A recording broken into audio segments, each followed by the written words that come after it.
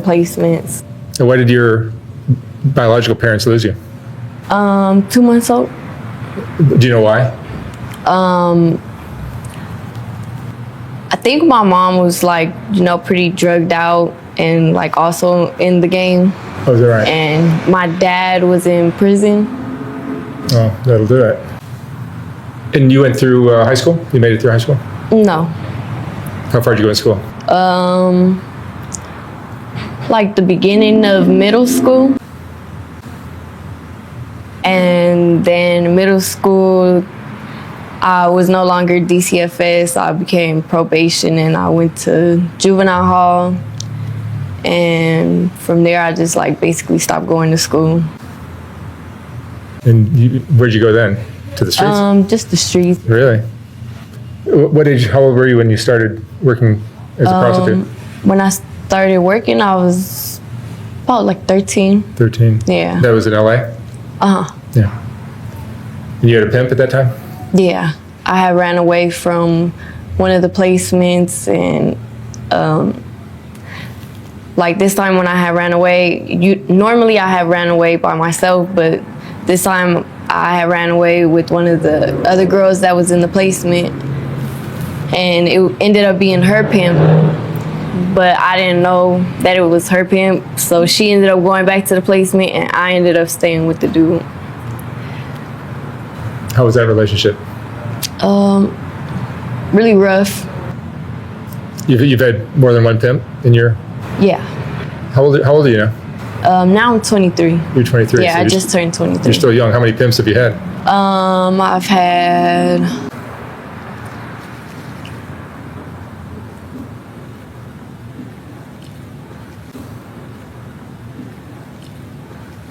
6. 6. Yeah. Now, why do you leave a pimp, or why does he get rid of you, or what happens? Every pimp I've left, and it's just because it gets too much for me to, maintain and try to maintain myself at the same time. And right now, you're without a pimp. Right. So maybe we can talk honestly about that. Yeah. Tell me about what it's like for a girl working the streets to have a pimp. Very like unfair, like Because a lot of, just to preface this, to explain this, a lot of the girls that I interview will say they don't have pimps when they actually do. Yeah. Because they're trying to cover for them. So Yeah. So you're not covering for anyone right now. No. So what is your experience with pimps? Like it's very unsettling, to work that hard and do some of the things that we have to do in order to get the money just to give it to somebody else. And we don't see nothing out of it but like maybe something to eat, a room, or you feel me, our next outfit, our nails done. Like anything that they do give us goes right back into work. So it's just like we really don't see any profit from it. And you're working like 7 days a week? Yeah. And long hours, right? Yeah, very long hours. Is there a quota that you have to make? Yeah, well, when I was working for mine, it was always pretty much a quota. And everyone that I've worked for, I always ended up being just the only girl that they had. So even on slow days for me, like it kind of sucked, like having to pull in 15 to 2,000 when every day it is like $40, $60. It gets tough on those days. You're saying you're supposed to make up to 2,000? Yeah. But what do you actually make? Well, I've never had a day unless I was working by myself that I didn't meet my quota. Like I stayed out there no matter how cold it was. So you'll make 1,500, 2,000 a night? Wow. That's how many guys? How many dates? A lot. Yeah. Yeah. What emotions does that bring up in you? I mean, it's got to be hard on a woman. Yeah, it's hard, like sitting back thinking on it, because it's just like, a lot of prostitutes or girls that are in the life, like if we tell somebody that's not in the life or doesn't understand the life, it's like we get judged and like categorized by that. Like, oh, she's a hoe. Like that's all she's good for. Right. Or that's all she does. Like, it's just like, no, it's more to that. Because for some of us, it isn't just, oh, she likes hoeing, or oh, she must do this because she likes sex. Like, No, it's bigger than that. What do you think a lot of people that are not involved in this kind of life don't understand about girls that do this kind of work?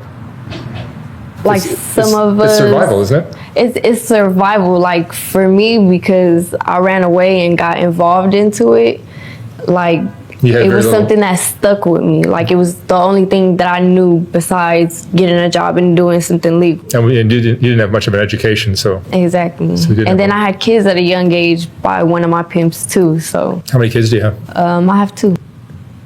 And who's raising them? Right now, my grandma.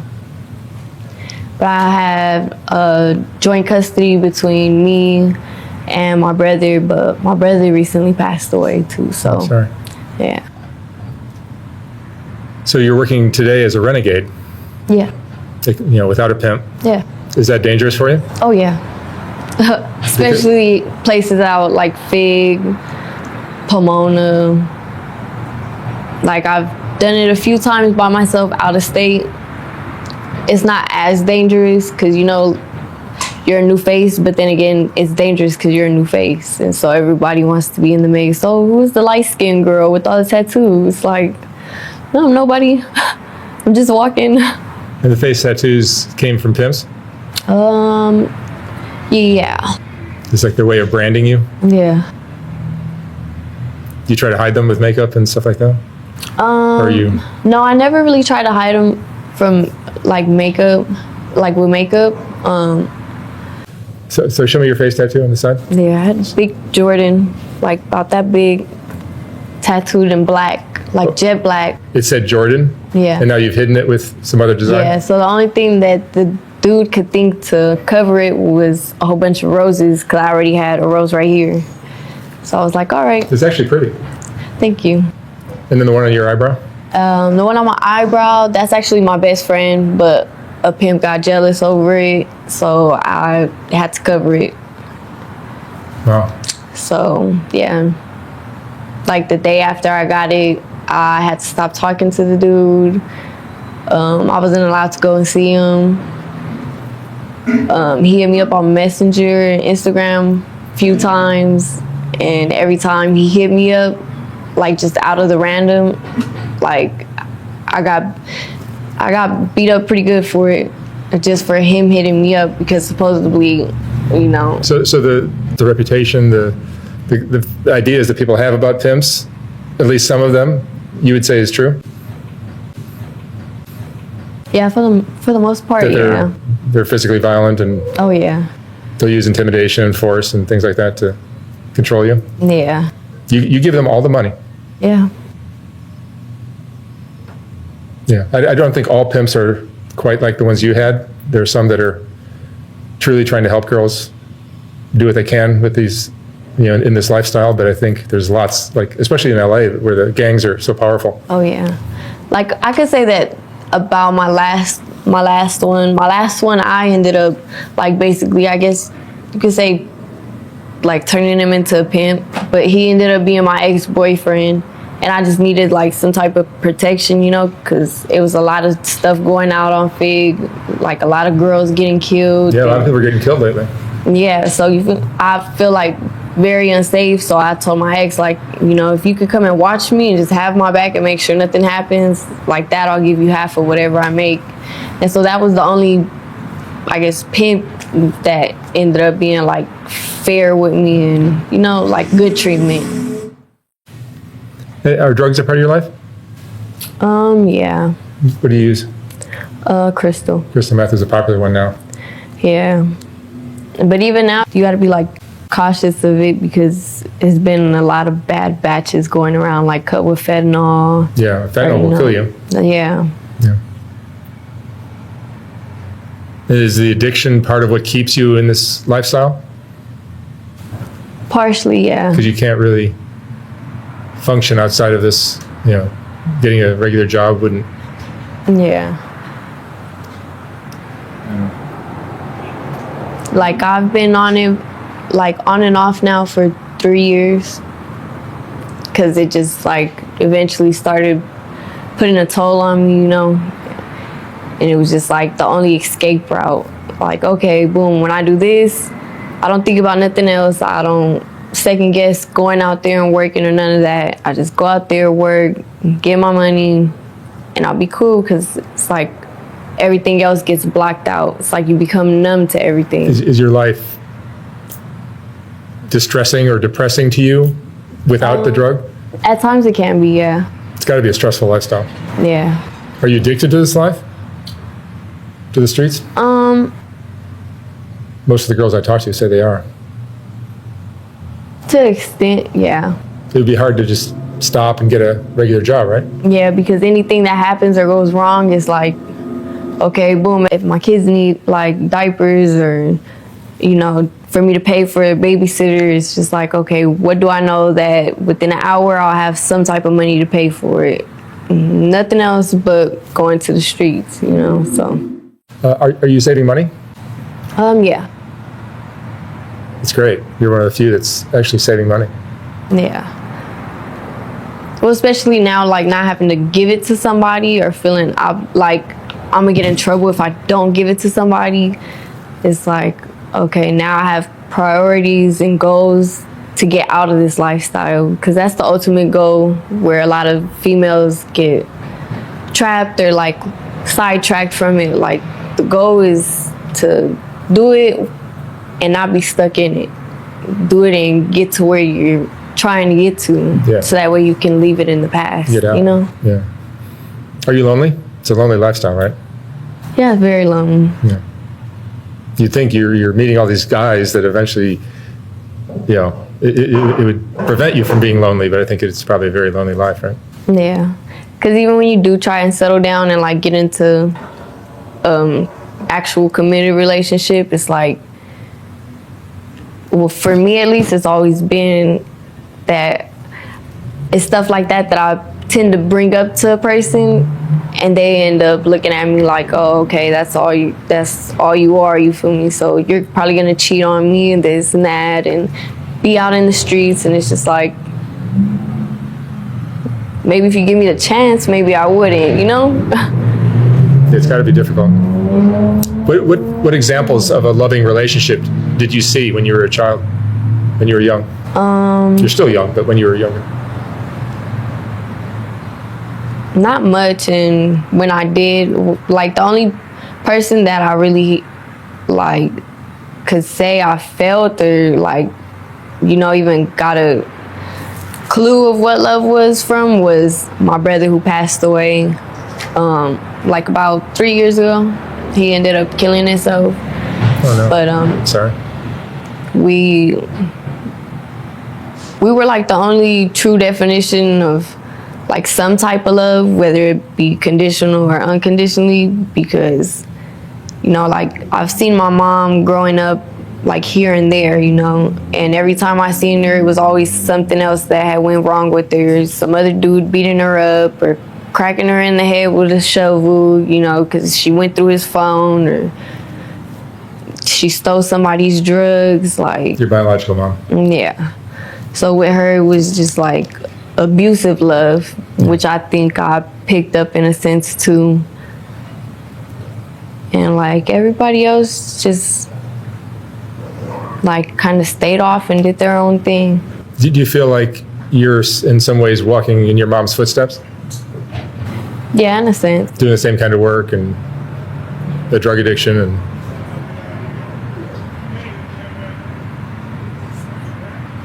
Does doing this kind of work build up your self-esteem or undermine it? A little bit of both. A little bit of both, yeah. Yeah. Okay. And it's dangerous as well, right? Yeah, very dangerous. Have you had things happen to you? Yeah, quite a few. Like with us, we're told not to get in the car with younger aged dudes. For the simple fact, like a lot of the younger age dudes now portray themselves to be pimps when they're really not, or, you know, they'll rob us or try and kidnap us. My last few situations, I got in the dude's car. It was a pickup truck at that, you know, car seat in the back. So I'm not thinking anything of it. We go down the dark street, go and do our date, and halfway through the date, I felt something metal on my back. And I turned around and the dude had a gun to my back. So of course, like, I panicked, freaked out.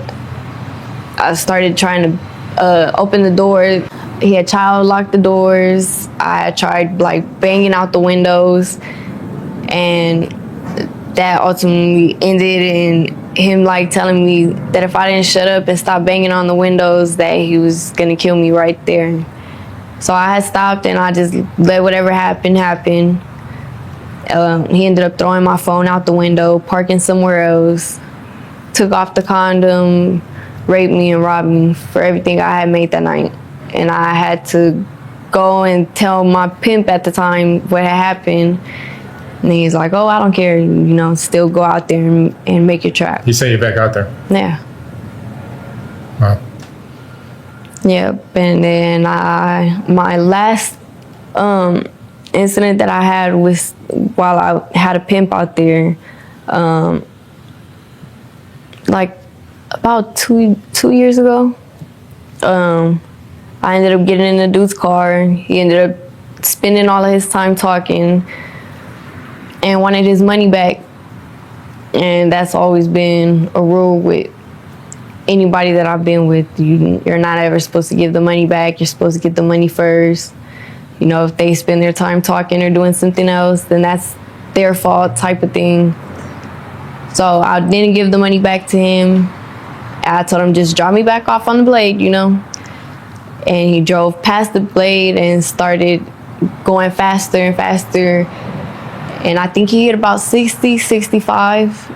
And I just remember opening the door, covering my face, and just jumping out.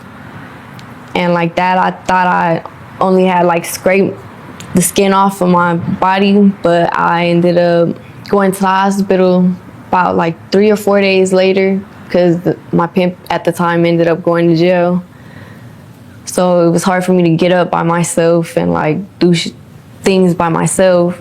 Because you were sore from jumping out of the car? Exactly. And so I went to the hospital, and they told me that it was a good thing that I ended up going, because I had suffered from third-degree burns on my shoulder, both of my knees, both of my hands, both of my butt cheeks, and my head was cracked open, and I needed over 30 staples and stitches, and I had to have skin grafts put on me. I had to learn how to walk again, how to write. So any job that has this kind of a risk of things like that happening, most people would just get out. yeah, and I did for a little bit, because it kind of like scared me not knowing the person's car that I had jumped out of, and not being able to put a face to it. Like, okay, I know if I see him again, I know not to get in his car because I jumped out of his car. It happened so quick. Even though I was sitting there with him for a good 30 minutes, you know, you don't tend to look at somebody's face thinking, okay, he might be the person that I die with tonight. Even though that's the case when it comes to being out there. You're not guaranteed the next 2 seconds, let alone the next 2 days, you know? Yeah, your intuition's got to be very keen, right? Yeah, You won't just jump in anyone's car. exactly. I see a lot of girls just walk away from certain vehicles. Yeah. I don't know why they're doing that, but Like if the windows are tinted, if the plates are paper plates, or, you know, the California exempt, if it's a black dude. Like, I've even been told, like, I couldn't date older